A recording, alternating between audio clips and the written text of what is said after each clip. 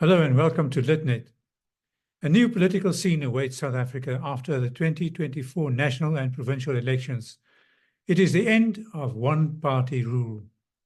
The ANC had almost two-thirds of the vote in 1994. Polls just before the 2024 elections indicated a huge drop in its support to almost 40%. It is clear that the ANC will have to negotiate with at least one other party in order to achieve a majority of 50% plus one. But it's also possible that the largest opposition party, the DA, can form a coalition with a number of smaller parties. The party has in fact already started to prepare to govern by forming a multi-party pact.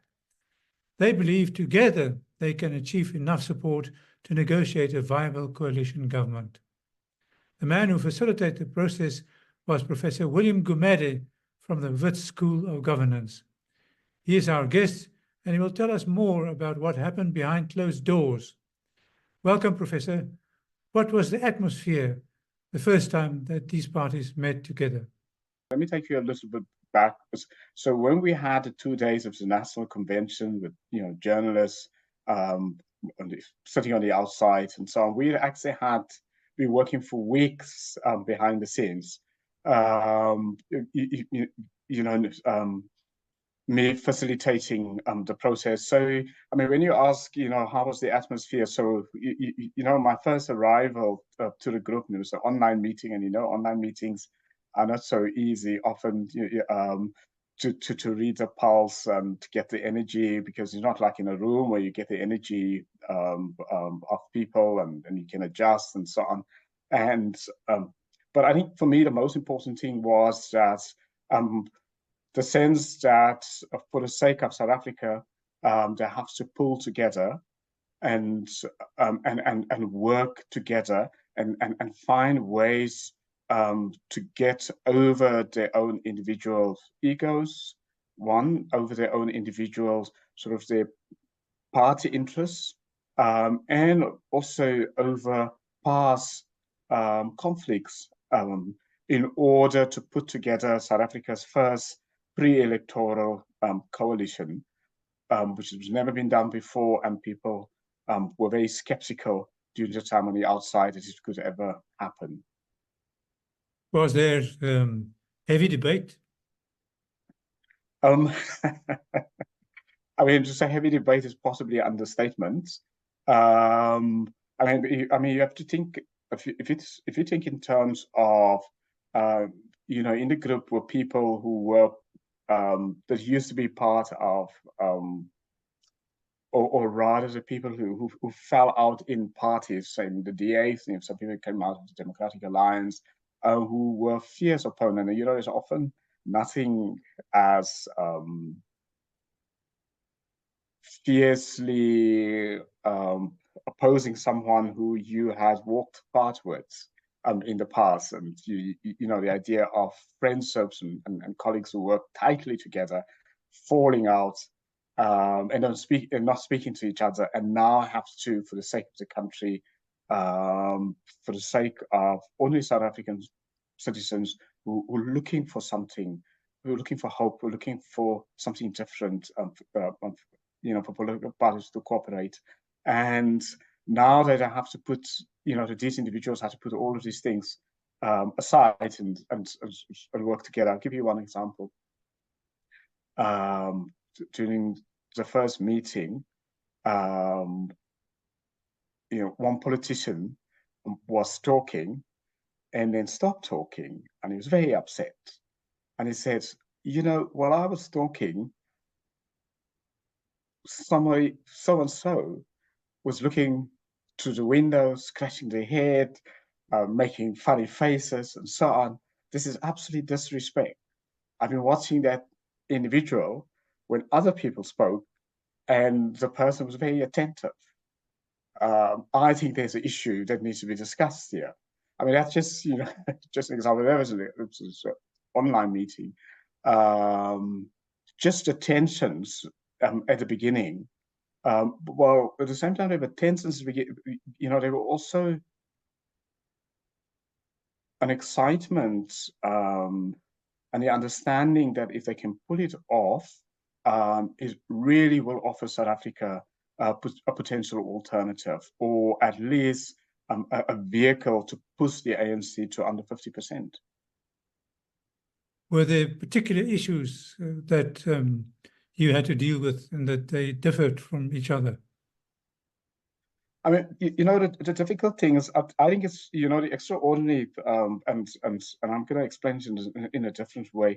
I mean, for these parties, the end, that they agreed on a set of economic policies. I mean, if you think about the parties, from the Freedom Front Plus on the one hand, to the IFP, to ISANGU, Independent South African National Civic Organizations, to the other hand, on the other side, it used to be part of the ANC's alliance. So, so the economic ideological viewpoints were very, very far apart. And for them to move from there to come to a core set of policies, I don't think many South Africans understand, just in terms of bringing it all, bringing those ideological viewpoints, or for the parties rather, to come to a set of economic policies when they were so far apart, and have been so far apart for a very, very long time in terms, from a policy point of view. One particular sticking point was really in terms of how does the group,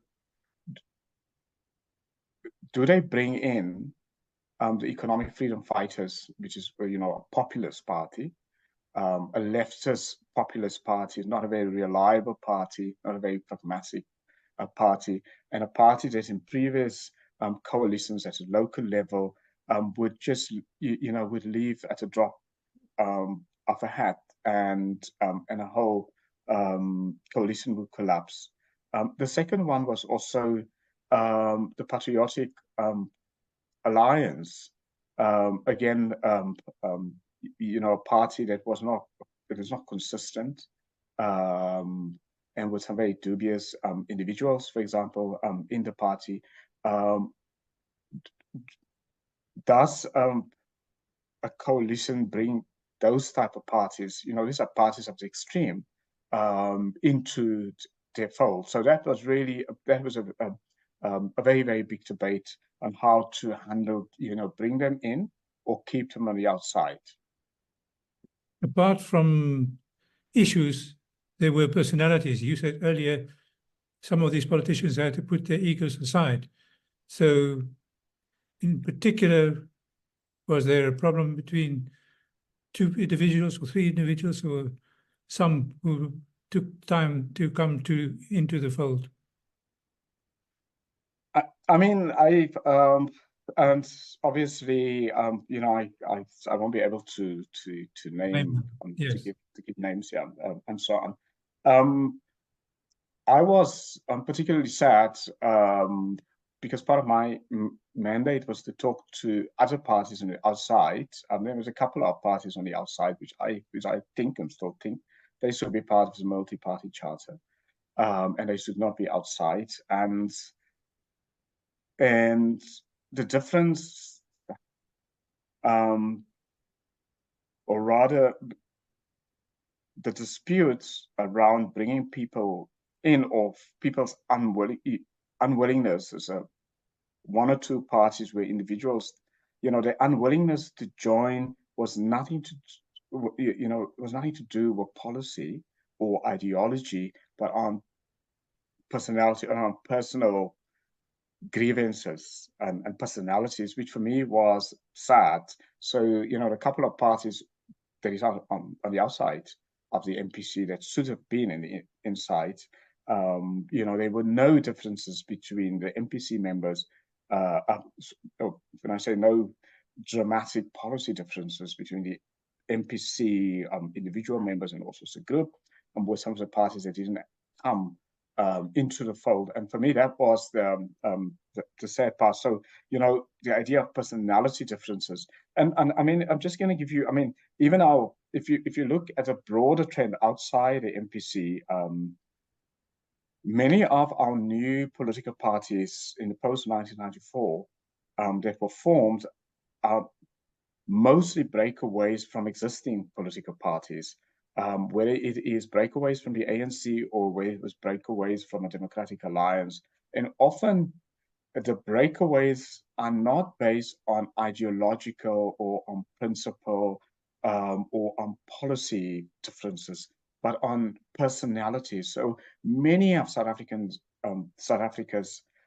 new parties in the post-1994 period were formed um, because of personality difference, not policy difference. So it means that many of our parties in the country, many of our opposition parties should not be opposition parties. They should actually all combine and form one party because there are really no policy differences, but just personal differences. And perhaps for me, that's the tragedy of our post-1994 politics.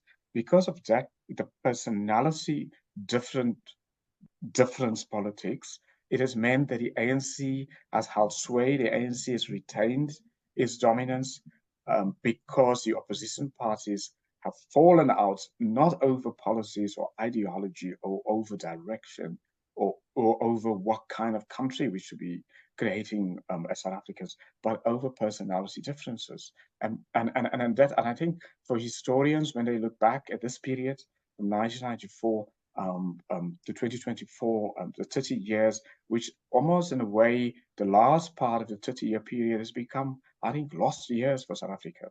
I mean, perhaps the last 15 years of the 30 years since 1994, I think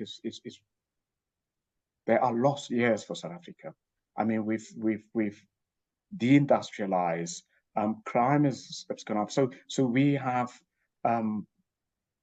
declined on almost every level, whether it is as a nation, we've fractured, we've gone into into our tribal groupings. The state has failed. We haven't had economic growth and so on. So lost years.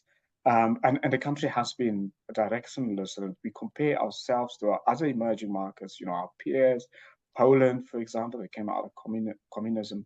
I mean, they have had a miracle, economic miracle. If you look at South Korea, a country that was smaller than us from an economic size point of view than South Africa, 1994. I mean, it's now a giant economy. So all of these equivalent countries, and even a country like Vietnam, who came through two wars, a colonial war and then a war with the US. And that country has a bigger economy than South Africa's economy. So the last 15 years is really lost years. And for me, the tragedy of the lost years for us as South Africans has been that the opposition parties the opposition has been so divided, but they have been divided because of personality differences, not policy and not ideology. And that for me is a tragedy of our lost years under the ANC. Now, apart from personality differences and so on, there's also the position, especially as we've seen on local level, that parties are jockeying for positions. And that also can probably interfere with a clear thinking of what are we doing together here. Yeah, I mean, when one put together these type of coalitions, it's a very difficult balance. There you go. Smaller parties, and the smaller parties try to sort of outsize. They try to fight in an outsized way. They try to to shout louder to be heard because they small in size. And then you have your bigger parties with the numbers, with the constituencies, with the records, and and they often tend to dominate. And then one has to find a fine balance of how do you prevent the big parties from dominating proceedings and the small parties from either disappearing or either trying to make their presence felt by being difficult in order to be heard. And that's a challenge. And that is why why a pre-electoral coalition is so important because you can work out all of these differences. You can have all of your fights during the negotiations. So when you get to government, you've resolved all of these issues. And that's the exciting part of the multi-party charter, is that they, you know, in the run-up, or that all of the difficult discussions, all of the fights, all of the personality fights, all of the policy fights, and then came to an agreement of you know, with the policies that they will be implementing if they get into government. If there's a dispute, how they're going to handle and how they're going to deal with a dispute, how they're going to make appointments in government. Because if you look at, I mean, the main reason why many of our local government coalitions have failed, you know, they've actually failed over two things, over fight over who's going to get what position. And secondly, over, you know, smaller parties that are critical to hold a coalition together, feel alienated, so they feel that the bigger parties are dominating, are getting all the lucrative positions, or dominating the conversations and so on. And that is why, you know, if you agree ahead of a government, how you're going to deal with all of these things, it makes it easier to govern. And the other thing is, do you get the impression that the leaders of these parties are out there to serve the people as a whole, or are they in it for themselves in the situation that you saw there in front of you? Yeah, no, I mean, for me, what was heartwarming is that the leaders in the group were in it for South Africa, and that is why they came together. I mean, they came together because the South African interests, they realized that South Africa incorporate South Africa is bigger than the individual interests and their party interests. That's what really is important, because I'm emphasizing it because the ANC has governed the last 30 years, or most of the last 30 years, and the ANC has put the ANC's interest first and not the country's interest. And when countries that fail, developing countries that fail, and African countries that fail, is when leaders and parties put the individual interest first or their party interest first. So for me, I mean, and one of the reasons why I accepted the appointment when they asked me whether I would be willing, you know, to lead the negotiations and help them put it together. For me, there was, you know, it was heartwarming that they, with all of their differences and all of their past fights and all of the sort of, you know, of their different backgrounds, actually individually and collectively came to the decision that they have to work together and so on for the interests of South Africa. So that, apologies, that to me was very, very important shift in the opposition party, in the opposition party climate, where for leaders to actually decide, you know, we're going to come together, we're going to try to put something together. We've got our differences, and the differences sometimes very deep, and the differences sometimes seem that we won't be able to overcome it, but we are going to try.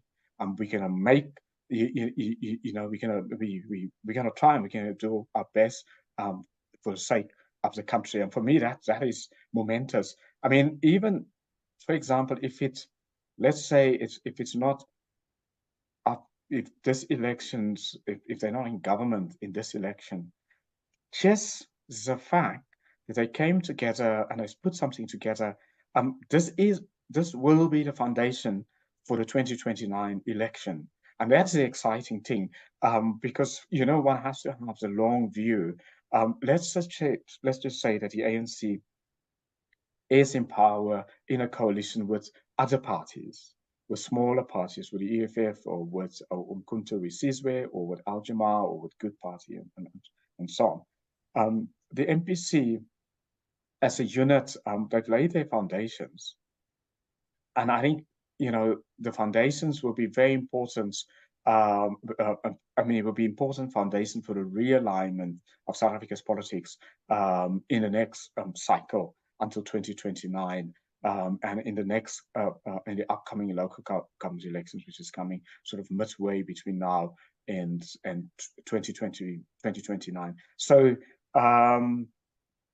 the fact that they put their own selfish interests and party interests aside and they agreed to put together the MPC, for me, it has been that's a fundamental shift in our politics. And we may not, there may be the possibility that we may not fully see it in this election, but we will see it definitely in the coming cycle of South Africa's politics.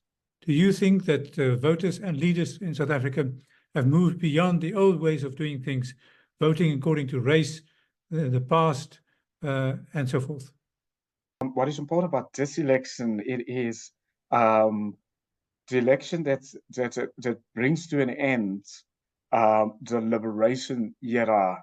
When I say the liberation era, the era of the ANC's domination, the era where politics and policies were conducted based on the past. Based on the apartheid era, the anti-apartheid era, or the pro-apartheid era. So that era is for me, it is over, and it's over, even if it's not, we can't fully see it yet.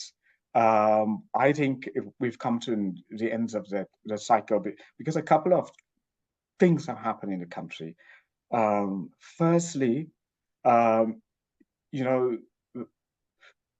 older people that supported the ANC based on the past, they are increasingly not a majority anymore, and younger people are now becoming the majority. And many young people were born after 1994, and they don't see, I mean, their public discourse and their viewpoints is not based on a pre-1994 era. Their outlook on life is based on the post-1994 era. So this election is going to be an election. What we determine how well the ANC does and how well the MPC does is going to be determined very much on whether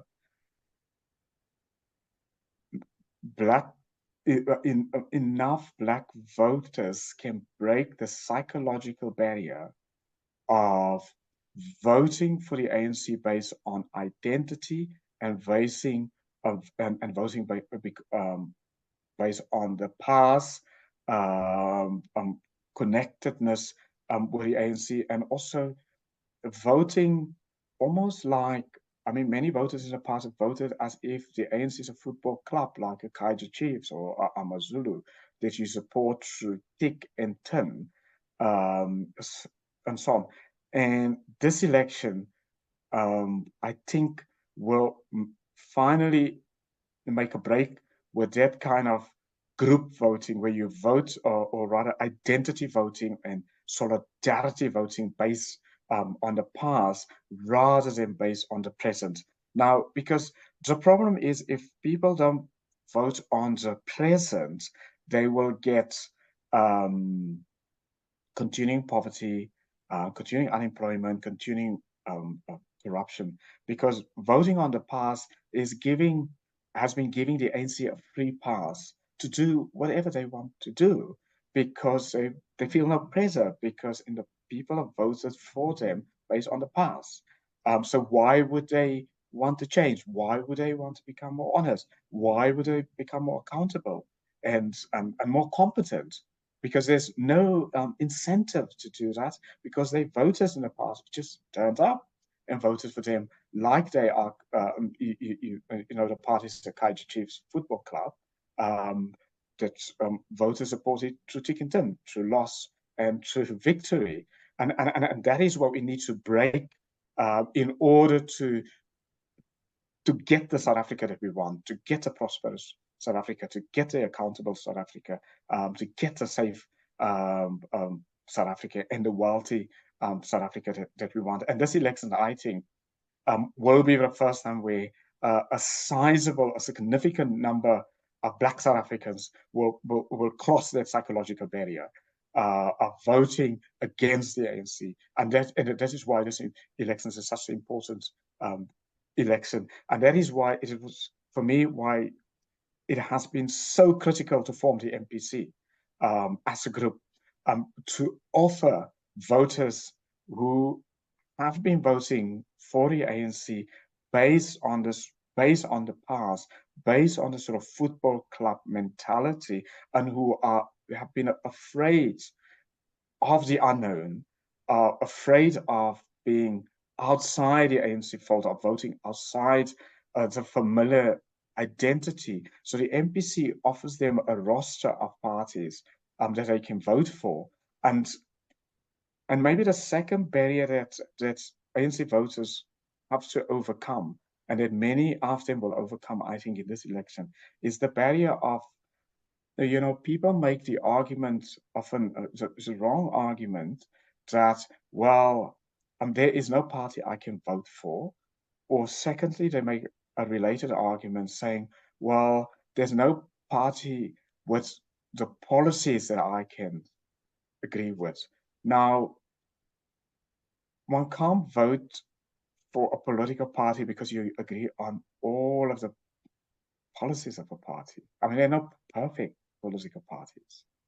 And it's quite an important thing, I think, for voters to be, to understand, in order to get, if we want to get the South Africa we want, the good South Africa, we have to, as voters, or a sizable number of voters must cross this barrier of understanding that one's vote, there's never going to be a perfect party, and one can vote for the parties that you don't fully agree with, or that you don't even, or when the people in that party are not of the same color as you, or don't talk like you, or don't have the same history and background as you, and don't come from the same village as you, but they can offer you the services you want.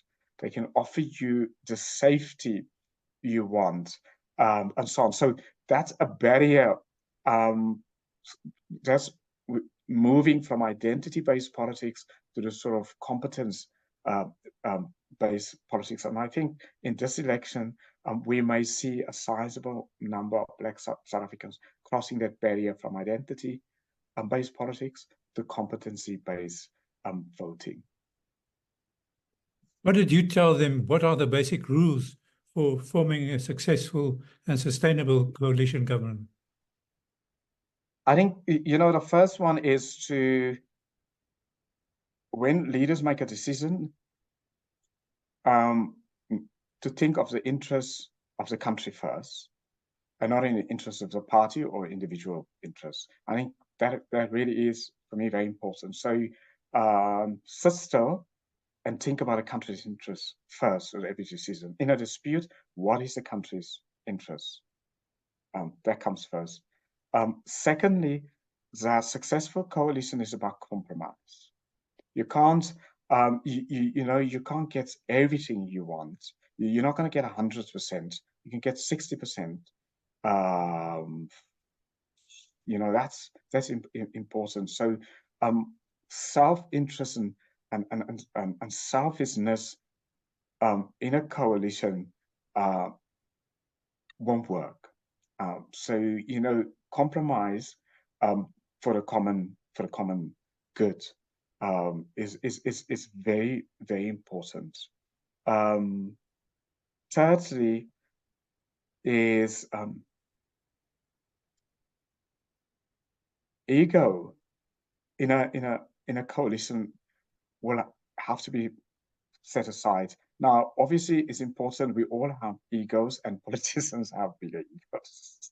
And that's why people are I mean, it seems like a requirement for politics to, to have bigger egos. But it's also, healthy also sometimes for us to have egos. I mean, to have no ego is not healthy, whether in individual life or in relations, and so on.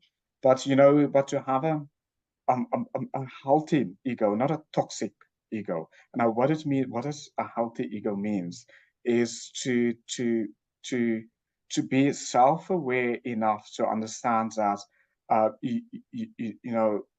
on this policy, on this decision, I have to put my outside ego aside for the best interests of South Africans, and so on. So, the self-awareness for leaders. I mean, many of our political leaders, I mean, across the political spectrum, are not very self-aware politicians. And I mean, I've been thinking about political leadership and why do some societies since the Second World War, why have some societies done so much better than others? Societies that also came out of conflict, civil war, wars. What is the difference between those countries and the other countries that just remain other families of countries just remain stuck in underdevelopment, poverty, conflict, and so on. And one thing that I realized, look, that sticks out is that countries that have done very well, they appear to be blessed by a continuum of leaders, succession of leaders who are mature and who are very self-aware and who have an inner healthiness that comes from within, which is quite important. I mean, let me just give you a couple of examples. When you think about Germany after the Second World War, the German economic miracle, and you look at all of the leaders after the Second World War, the likes of Adenauer,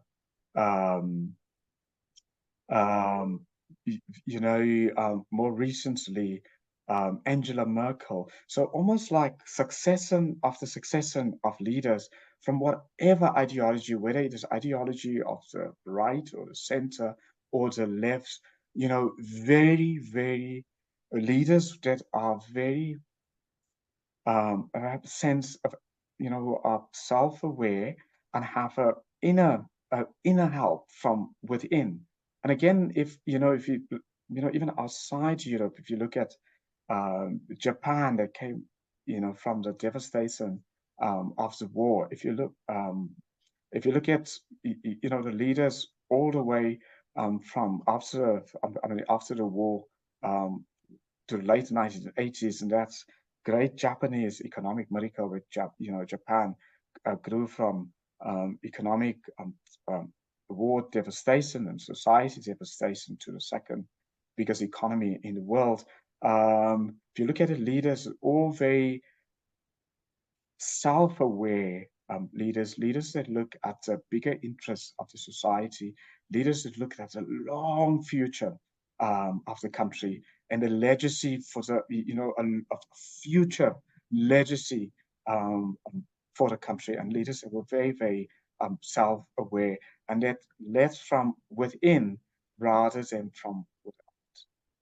Just quickly, as a last question, and have you seen such a leader here in South Africa?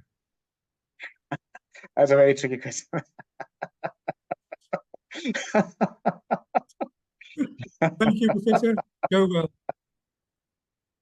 Okay, thank you for having me on your show again. Take care.